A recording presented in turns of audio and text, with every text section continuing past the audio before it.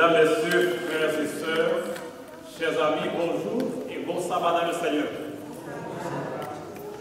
Nous sommes contents à chaque fois que nous avons l'occasion de nous retrouver dans la maison de Dieu pour l'adorer. Et à ce matin, nous voulons remercier d'une façon bien spéciale pour la chorale qui vient de présenter ce morceau pour glorifier notre Dieu et pour l'édification de l'Église. Nous voulons croire que la chorale va grandir. Nous allons former tous une grande chorale et bientôt pour rejoindre les rachetés de tous les âges pour former la grande chorale des sauvés. Nous sommes au mois d'octobre et le mois d'octobre c'est un mois bien spécial dans la vie de l'Église adventiste.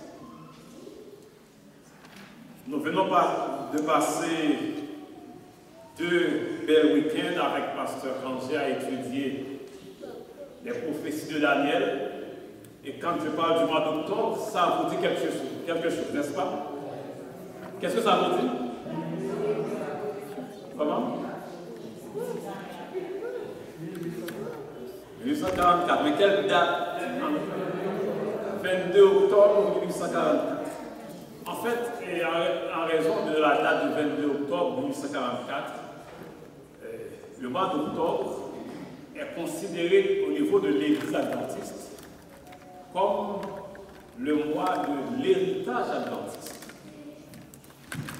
Et ce mois de l'héritage adventiste, c'est un mois au cours duquel on met l'accent sur 2 aspects particuliers de la vie de l'Église. Il s'agit du don de prophétie, l'étude de l'esprit de prophétie, et aussi de l'histoire de l'Église. C'est d'ailleurs dans ce contexte que cet après-midi, nous allons avoir la table ronde sur le don de prophétie, tel que ce don est présenté dans la Bible et tel que ce don s'est manifesté au cours de l'histoire. Pas seulement cet après-midi, mais nous allons avoir d'autres séances d'études au cours de la semaine. Demain soir, si Dieu veut, nous serons à l'église, toute l'église sera là, de 7h à 8h. On terminera à 8h, on ne va pas aller au-delà de 8h. On n'ira pas à 8h05 ni 8h10. À 8h, on terminera. Nous serons là toute la semaine. En fait, toute la semaine est consacrée à l'histoire de l'Église et le don de prophétie. Mais il y a 2 soirs où nous aurons 2 activités spécifiques où nous ne serons pas à l'Église. Parce qu'il y a 2 films qui font partie de la conception du programme que je vais vous recommander pendant 2 soirées à regarder avec vos enfants à la maison. Il s'agit de mardi soir et jeudi soir. Et lundi soir, je vais vous dire quel film vous allez regarder mardi. Et mercredi, je vous dirai quel film vous allez regarder jeudi. Il y a une autre particularité pour cette semaine. Ce qu'il y a de particulier, c'est que pour cette semaine, vous pouvez venir avec vos enfants parce qu'il y aura une présentation spéciale pour les enfants. Ça va être la même présentation qui se fait pour les adultes, mais qui va se faire différemment pour les enfants parce que les enfants vont aussi étudier le même sujet, tandis que nous allons étudier le même sujet avec les adultes ici à l'église. Alors, nous vous attendons. Allons rester cet après-midi et nous vous attendons chaque soir pour étudier l'héritage adventiste, le don de prophétie et l'histoire de l'Église.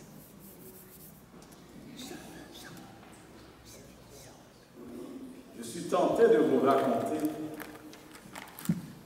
la même histoire que je vais raconter aujourd'hui. Parce que ça ne dérange pas les enfants quand ils vont l'écouter plus tard. Mais j'ai trouvé que ce serait que c'est très approprié pour vous autres de vous raconter la même histoire.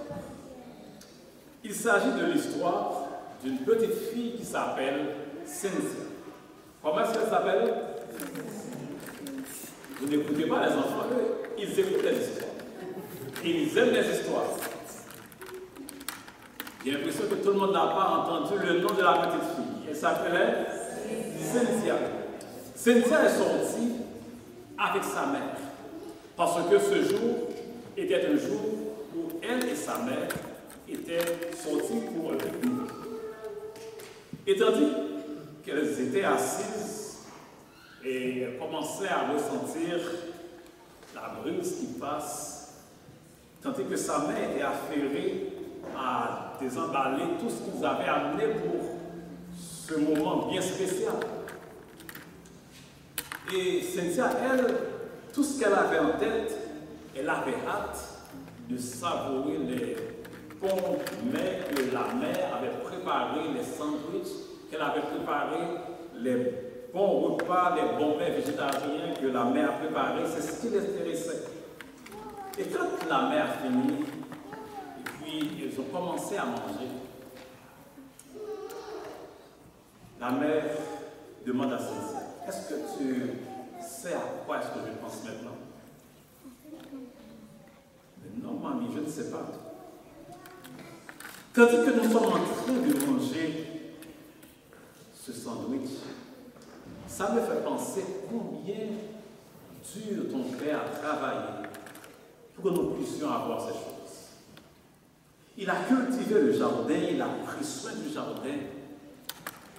Et maintenant, nous sommes en train de manger le fruit de son travail. Et c'est à ce moment-là que Cynthia réfléchit pour dire, mais mamie, ça me fait penser pas seulement à papi, mais aussi à toi. Toi qui as pris le temps de nous préparer tout ce programme et qui nous a préparé ce repas. Ça me fait penser combien est-ce que papi et toi développent beaucoup d'amour pour moi. À chaque fois que je suis en train de manger, je vais penser à cet amour. À chaque fois que vous autres, vous allez manger de ce pain, et à chaque fois que vous allez boire de cette coupe, à quoi est-ce que vous pensez? Qu'est-ce que cela vous ramène à l'esprit? J'aimerais vous inviter à vous incliner tant que nous allons prier pour demander à l'Éternel de nous parler à travers son message, le repas du Seigneur actualisé. Prions. Notre Père, notre Dieu, tu nous rassembles autour de la table sainte pour rappeler ta mort, pour rappeler ton grand sacrifice. Parle-nous en cet instant. Rends-nous réceptifs au message que tu veux nous adresser. Prépare nos cœurs et édifie-nous pour l'éternité. Au nom de Jésus, nous t'en prions. Amen. Et quand nous sommes rassemblés pour le service de lavement des pieds, à quoi est-ce que nous pensons? Qu'est-ce que cela nous rappelle? Quelle signification ce service possède pour chacun de nous? Quel message ce service nous lance? Dans Jean chapitre 13, Jésus a institué le service de la Sainte Seine. Et nous avons déjà vu que ce service nous lance plusieurs messages. Le service de la Sainte Seine nous rappelle que nous sommes engagés dans un grand conflit, le grand conflit cosmique. À chaque fois que nous participons à ce service, Cela nous rappelle combien est-ce que Dieu est en train d'œuvrer pour que nous soyons sauvés. À chaque fois que nous participons au service de la Sainte Seine, cela nous rappelle aussi combien est-ce que l'amour du Christ l'a poussé sur la croix de Calvaire, afin que par son sacrifice, nous soyons justifiés. Nous avons vu que le service de la Sainte Seine, à chaque fois que nous y participons, nous rappelle que la grande puissance de cet esprit est disponible aujourd'hui pour que vous et moi, nous puissions mener une vie de sanctification. Ce service nous rappelle que nous avons une grande espérance, l'espérance que bientôt nous serons justifiés. Nous avons vu que le service de la Sainte Seine nous donne un message. Le message qu'il nous donne, c'est qu'en tant que chrétiens, la façon dont nous vivons, la façon dont nous sommes revêtus, la façon dont nous sommes habillés, donne un message, proclame un sermon. Ce que nous portons dit qui nous servons, si nous sommes à Christ ou si nous sommes à l'ennemi du Christ. Le service de la Sainte Seine veut en ce matin nous enseigner un autre message, un autre élément additionnel à tout ce que nous connaissons déjà. Quand nous regardons comment est-ce que Jésus il a institué ce service, le texte biblique nous dit que pendant le souper, Jésus s'est levé. L'apôtre Paul, dans Corinthiens 11, quand il considère ce récit et quand il en fait l'interprétation, précise que c'est après le repas, après avoir soupé. Il veut mettre l'accent d'une façon bien spéciale pour marquer la grande différence qu'il y a entre les éléments traditionnels de ce repas et cet élément spécifique que Jésus allait instituer. Ce qu'ils avaient mangé et ce que Jésus allait instituer avec le pain et le vin. Entre le moment traditionnel du repas et le pain et le vin, il y a le service du lavement des pieds. Parce que Jésus veut faire la grande différence entre ce repas et ces deux éléments symboliques, emblématiques de son corps et de son sang. Il veut marquer la différence. Parce que, en fait, le repas, quand ils se rassemblent pour manger, cela démontre l'existence d'une communauté fraternelle. Cela démontre la communion, l'unité qui existe entre eux. Cela démontre comment est-ce qu'ils se soutiennent les uns les autres. Ils sont ensemble de corps et de cœur. Et pour répéter ce que nous avions déjà dit, la célébration de ce repas indique qu'ils étaient en train de porter leurs frères, de porter leurs sœurs, non comme un fardeau, mais comme une partie d'eux-mêmes. Ils étaient en train de célébrer leur existence en tant que communauté. C'est une bonne chose. Et ce n'est pas seulement à travers le repas, mais aussi, ils le faisaient à travers les chants qu'ils exécutaient d'ailleurs. C'est le psalmiste qui nous dit, entrez dans ses portes avec des louanges, dans ses parvis avec des cantiques. Dans les parvis, on célèbre avec les cantiques. On s'assemble en tant que communauté. Mais Jésus veut marquer la grande différence entre cette célébration communautaire et un approfondissement spirituel indispensable à la vie de chaque croyant. Et c'est pourquoi Jésus s'est levé. Et dans chapitre 13, versets 5 à 10, les textes qui ont été lus, il est dit qu'ensuite, il versa de l'eau dans un bassin et il se mit à laver les pieds des disciples et à les essuyer avec le linge dont il était saint. Jésus veut marquer cette différence. Et pourquoi?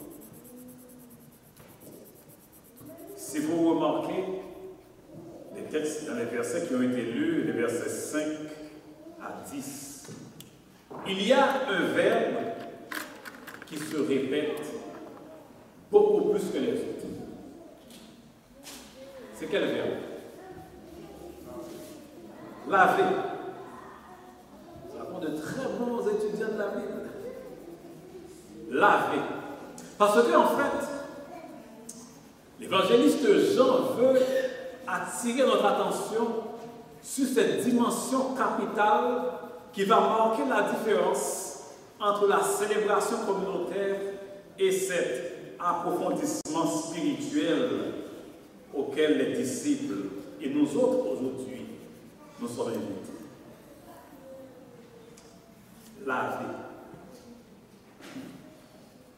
Et dans ce texte de Jean 13, Jean fait le rapprochement entre laver et purifier. L'apôtre Paul, lui aussi, va faire le rapprochement entre les deux. C'est dans l'Épître aux Hébreux, chapitre 10, le verset 22. Il va au-delà de ce rapprochement, mais il va les appareiller, les présenter comme étant des expressions synonymes. Le lavement du corps et la purification du cœur. En d'autres termes, quand Jésus s'est levé pour laver les pieds de ses disciples, il était en train de réaliser un acte symbolique. Certes, les pieds étaient sales, mais au-delà de cette dimension physique, au-delà de cette propreté du corps physique, Jésus voulait enseigner un message qui va au-delà, c'est-à-dire la purification du cœur. Si vous remarquez les expressions qui sont utilisées dans ce texte, il prit un bassin et la répétition du verbe laver, ce sont des expressions, c'est un vocabulaire qui est emprunté au système et au rite lévitique. Ce qui nous fait penser à ce que les sacrificateurs devraient faire quand ils devaient entrer dans le lieu saint. Il y avait un vase et ils devraient se laver avant d'entrer dans le sanctuaire. Parce que, en fait, pour entrer dans le lieu saint, pour entrer dans cet approfondissement spirituel avec le Christ, on doit se laver ou être lavé. Impossible d'avoir cette intimité spirituelle avec le Christ sans être purifié du cœur.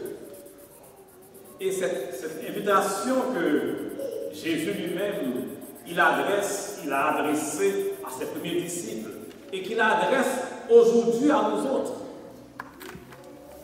Jésus s'est levé et il s'est mis à laver les pieds des disciples.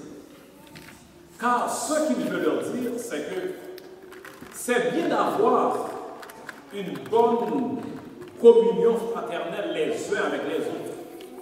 C'est une bonne chose de nous associer en tant que communauté. Mais nous devons aller au-delà de cette rencontre communautaire. Nous devons développer une intimité spirituelle avec Dieu. Pourquoi?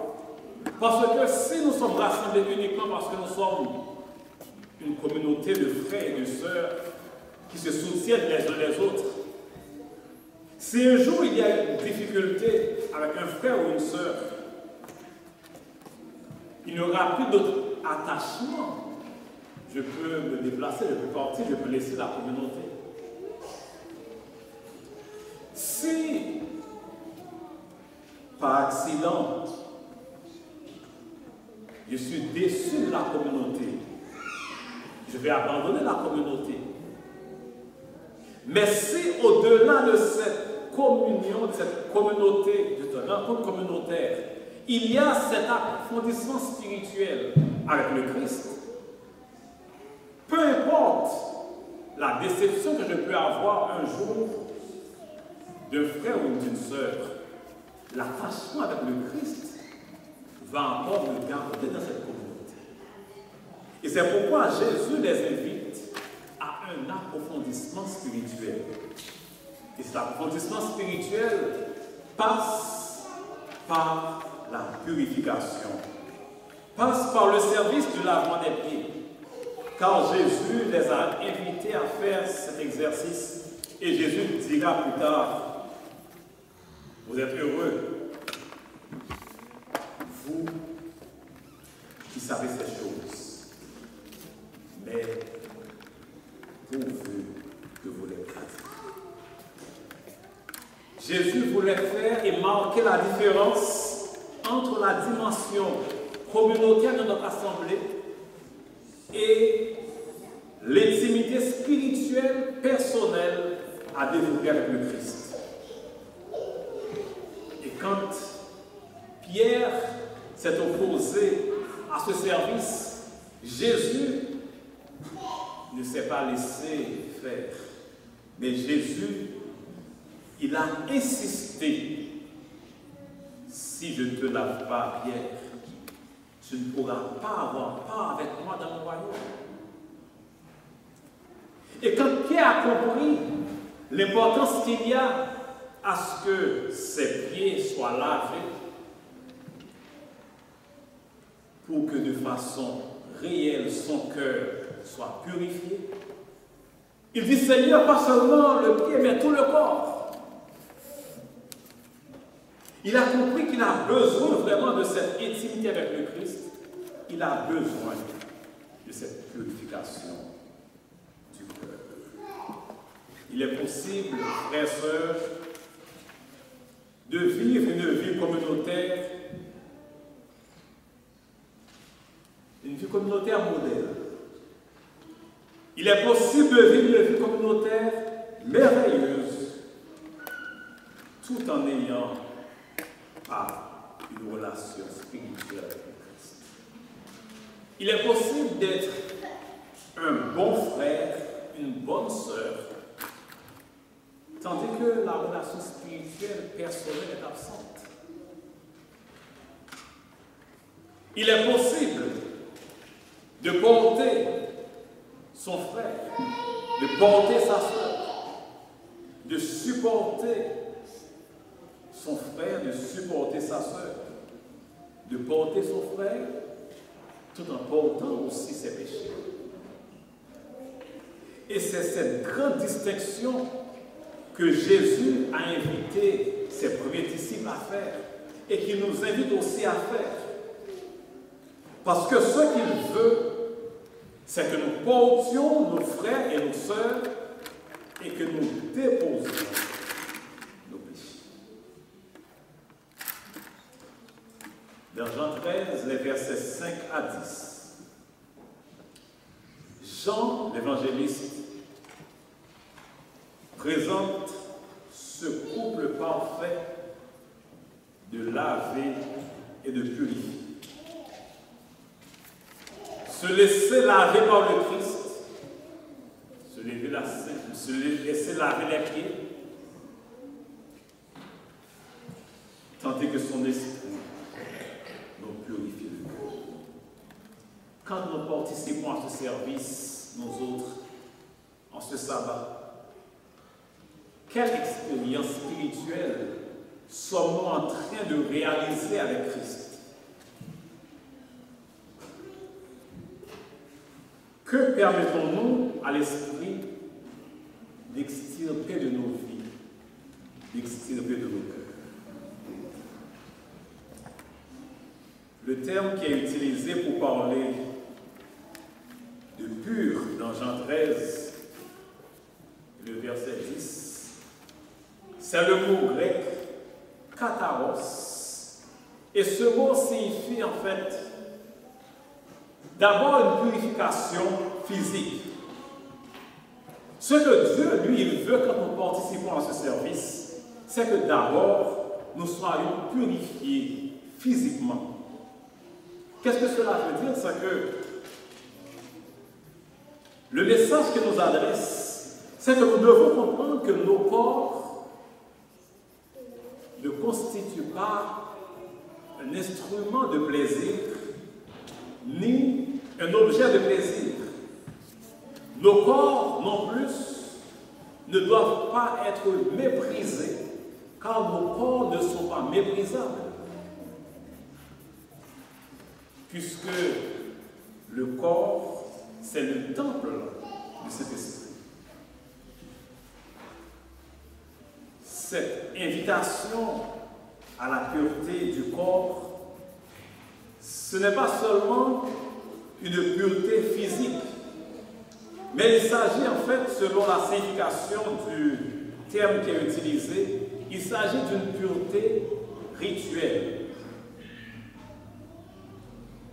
Une pureté rituelle, c'est-à-dire que quand nous participons à ce service, il y a un message que nous sommes en train de proclamer. Nous sommes en train de dire que nous n'acceptons pas de mettre dans nos corps ou de mettre sur nos corps ce que Dieu a interdit. C'est la notion de pureté rituelle. Le manger, le boire, le vêtir, rien ne doit rendre nos corps impurs. C'est dans le livre Événements des derniers jours, paragraphe 227, que la servante du Seigneur dit que notre cœur doit être exempt de toute impureté morale. Il s'agit en fait de la troisième signification de ce mot, katharos, pur, utilisé dans ce terme.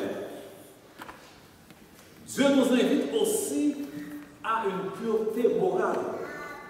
Et quand nous participons à ce service, c'est l'objectif que Jésus lui-même il a pour nous. C'est le plan de Dieu pour chacun de nous, c'est que nos vies, nos cœurs soient libérés de toute impureté morale.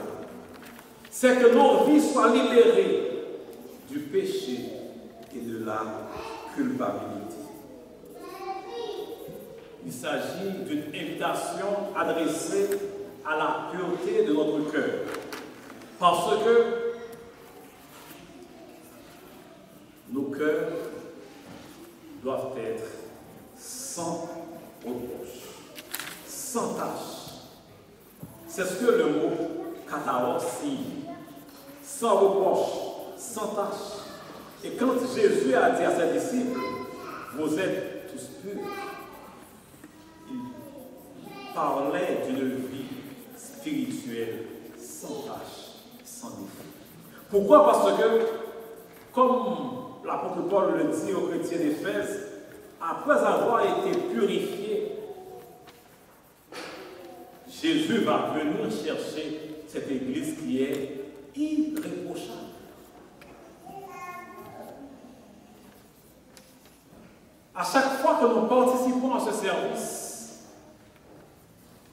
et que nous sommes en train de nous laver les pieds les uns les autres, cela doit nous dire que Jésus, par son esprit, il veut continuer à travailler en chacun de nous pour que nos vies soient irréprochables. Que nos vies soient sans reproche. Jean-Jacques 13, le verset 10, Jésus dit, celui qui a été lavé, ou celui qui est lavé, n'a pas besoin de se laver les pieds pour être entièrement pur. Et vous êtes purs, mais pas tous. J'aimerais attirer votre attention sur le fait que Louis II a interprété ce verset, mais ne l'a pas traduit.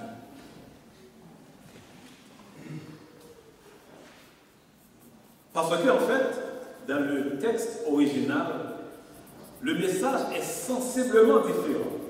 Et si vous lisez dans la traduction œcuménique de la Bible, la Torah, la traduction n'est pas la même que dans la traduction du second. La traduction de la Torah pour ce verset est beaucoup plus proche de l'original. Quand le texte nous dit, Jésus lui dit, celui qui s'est pleinement lavé n'a besoin que de se laver ou n'a besoin que de se laver les pieds, car vous êtes purs. Ce n'est pas dans l'intention, ce n'est pas dans l'objectif d'être pur, mais il est dit, car vous êtes purs. Celui qui a été pleinement lavé n'a besoin que de se laver les pieds, car vous êtes purs. Et cela fait toute une différence par rapport au message que Jésus veut adresser.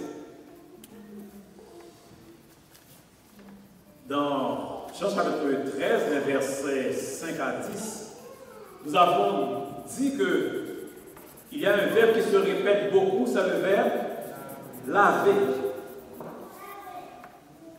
Mais c'est beaucoup plus important d'attirer votre attention sur le fait que dans Jean 13 et le verset 5, quand Jésus a parlé de laver, il a utilisé le verbe nipto au verset 5. Au verset 6, quand il a parlé encore de laver les pieds, il a utilisé le même verbe, nipto. Ce verbe signifie laver. Au verset 8, il a encore parlé de laver 2 fois. Il a utilisé le même verbe, nipto. Par contre, au verset 10, quand il est dit, celui qui s'est pleinement lavé n'a besoin que de se laver les pieds, dans ce verset, nous avons 2 mots qui sont utilisés. D'abord, il a utilisé le mot loio, pleinement lavé, qui signifie baigner. Et il a utilisé ensuite le mot nipto. Celui qui s'est pleinement lavé.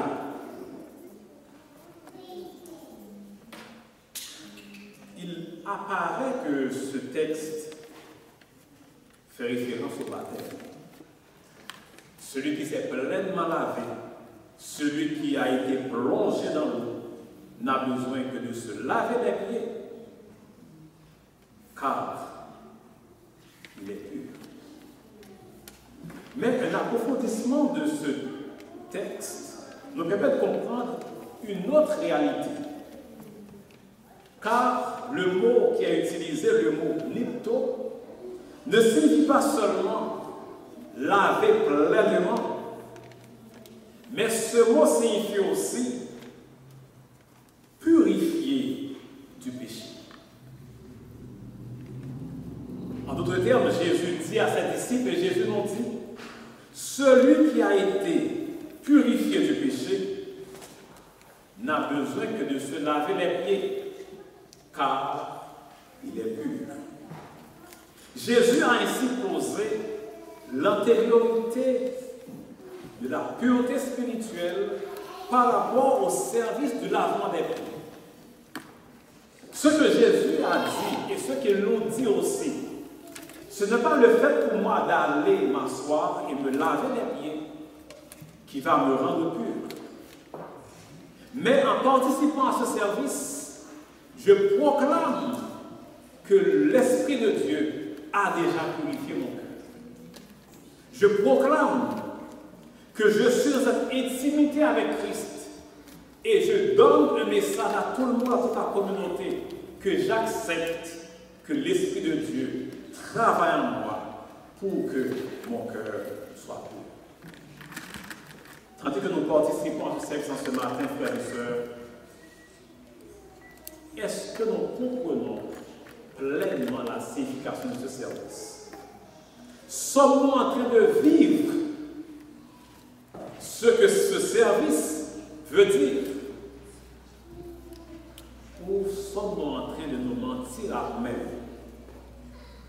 Il y en a parfois qui viennent et qui partent sans participer au service parce qu'ils disent qu'ils ne sont pas prêts pour ce service. Et laissez-moi vous dire que ce service de lavement des pieds, ce service de purification n'est pas un service qui nous prépare simplement pour participer au pain et au vin. Mais cette purification doit nous préparer pour le royaume éternel. Cette purification doit nous préparer pour le ciel. Et tandis que nous allons dans un instant participer à ce service, j'aimerais vous inviter à méditer en vos cœurs, afin que nous puissions passer à cette dimension spirituelle supérieure à laquelle Jésus nous invite. Ce qu'il nous invite à faire, c'est d'avoir une intimité spirituelle avec lui. C'est d'avoir un approfondissement de notre relation avec lui. C'est de permettre à l'Esprit de purifier nos vies en ce matin. Et c'est dans le livre Testimonies Treasurers, volume 2, page 65, que l'Esprit de prophétie dit: le sceau de Dieu ne sera pas apposé sur le front d'un homme ou d'une femme impure. Vous et moi, nous avons besoin du sceau d'une délivrance. Il ne sera pas placé sur le front des êtres ambitieux, amateurs de monde. Il ne sera jamais mis sur le front des hommes ou des femmes au cœur faux ou trompeur. Ceux qui recevront le sceau devront être sans tache devant Dieu et être candidats pour le ciel. J'aimerais vous inviter dans cet esprit du message de ce matin à participer à ce service, tant que nous allons sortir et descendre pour le lavement des pieds, afin que nous puissions proclamer ce que l'Esprit de Dieu réalise dans nos cœurs, cette œuvre de purification. Aujourd'hui, pas seulement pour ce service, mais pour le ciel et pour l'éternité.